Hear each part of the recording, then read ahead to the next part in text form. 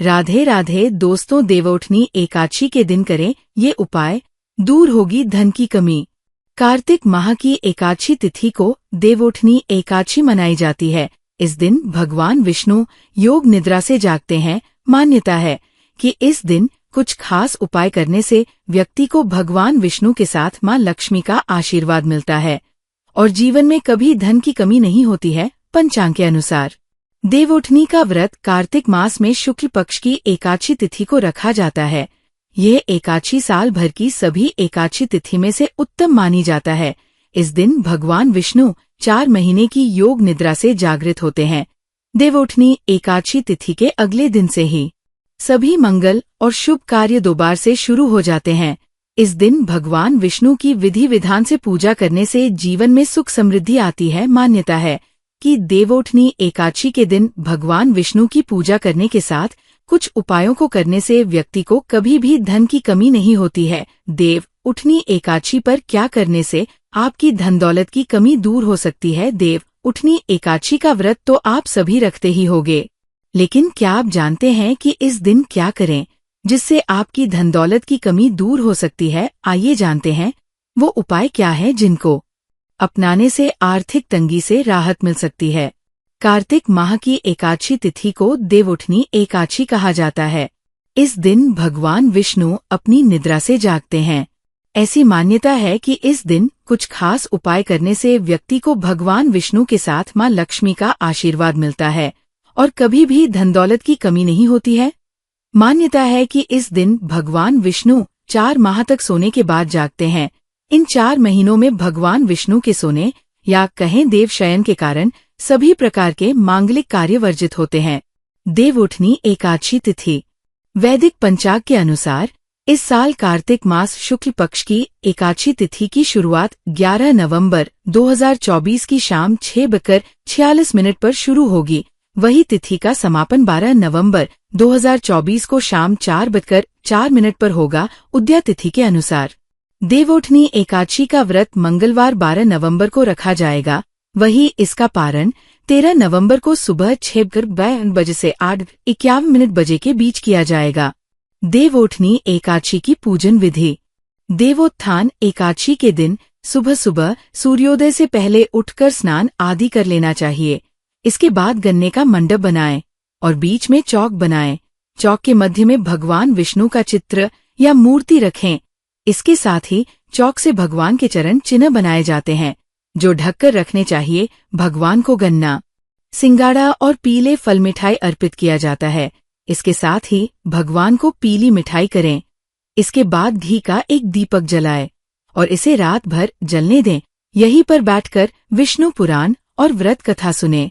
देवउठनी एकादशी कथा। धर्म ग्रंथों में दी गई कथा के अनुसार एक राज्य में एकादशी के दिन प्रजा से लेकर पशु तक कोई भी अन्न नहीं ग्रहण करता था।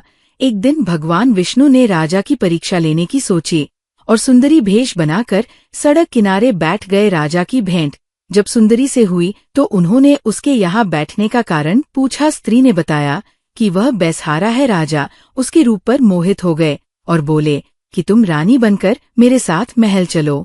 सुंदर स्त्री के राजा के सामने शर्त रखी कि ये प्रस्ताव तभी स्वीकार करेगी जब उसे पूरे राज्य का अधिकार दिया जाएगा और वह जो बनाए राजा को खाना होगा। राजा ने शर्त मान ली। अगले दिन एकादशी पर सुंदरी ने बाजारों में बाकी दिनों की तरह अन्न बेचने का आदेश दिया। मांसाहार बनाकर राजा को खाने पर मजबूर करने लगी। राजा ने कहा कि आज एकादशी के व्रत में तो मैं सिर्फ फलाहार ग्रहण करता हूँ। रानी ने शर्त याद दिलाते हुए राजा को कहा कि अगर ये तामसिक भोजन नहीं खाया तो मैं बड़े राजकुमार का सिर धड़ से अलग कर दूंगी। राजा ने अपनी स्थिति बड़ी रानी को बताई। बड़ी महारानी ने राजा से धर्म का पालन करने की बात कही और अपने बेटे का सिर काट देने को मंजूर हो गई। राजा हताश थे और सुंदरी की बात न मानने पर राजकुमार का सिर देने को तैयार हो गए। सुंदरी के रूप में श्रीहरि राजा के धर्म के प्रति समर्पण को देखकर अति प्रसन्न हुए और उन्होंने अपने असली रूप में आकर राजा को दर्शन दिए। विष्णु जी ने राजा को बताया कि तुम मेरी परीक्षा में सफल हुए, कहो क्या वरदान चाहिए। राजा ने इस जीवन के लिए प्रभु का धन्यवाद किया। कहा कि अब मेरा उद्धार कीजिए। राजा की प्रार्थना श्रीहरि ने स्वीकार की और वह मृत्यु के बाद बैंकुट लोक को चला गया। अब जान लेते हैं उन उपायों के बारे में। एक एकादशी के दिन भगवान विष्णु का आशीर्वाद पाने के लिए नहाने के पानी में एक चुटकी हल्दी मिलाकर स्नान करें। स्नान करने के बाद पीले रंग के वस्त्र पहने। मान्यता है कि ऐसा करने से व्यक्ति पर भगवान विष्णु की कृपा बनी रहती है। 2 करियर में होगा सुधार। अगर आपके करियर कारोबार में बाधा आ रही है तो देवोठनी एकादशी के दिन भगवान विष्णु को केसर वाले दूध से अभिषेक करें। मान्यता है कि ऐसा करने से व्यक्ति के जीवन से सभी परेशानियां दूर होती है। 3 विवाह के योग। अगर किसी व्यक्ति विवाह से जुड़ी परेशानियों का सामना करना पड़ रहा है तो वह देवोठनी एकादशी के दिन भगवान विष्णु की पूजा के दौरान केसर, हल्दी या पीले चंदन का तिलक करें। उसके बाद श्री हरि को पीले रंग के फूल अर्पित करें। मान्यता है कि ऐसा करने से जल्द विवाह के योग बनते हैं। 4 मिलेगी कर से मुक्ति। कर से मुक्ति पाने के लिए देवोठनी एकादशी के दिन पीपल के पेड़ पर जल चढ़ाना चाहिए। इसके बाद शाम को पेड़ के नीचे दीपक जलाएं। मान्यता है कि इन उपायों को करने से व्यक्ति को जल्द ही कर से मुक्ति मिल सकती है। 5 नहीं होगी धन की कमी। कार्तिक माह में तुलसी की पूजा करने का खास महत्व है। देवोठनी एकादशी के दिन तुलसी के पौधे में गन्ने का रस मिलाकर चढ़ाएं।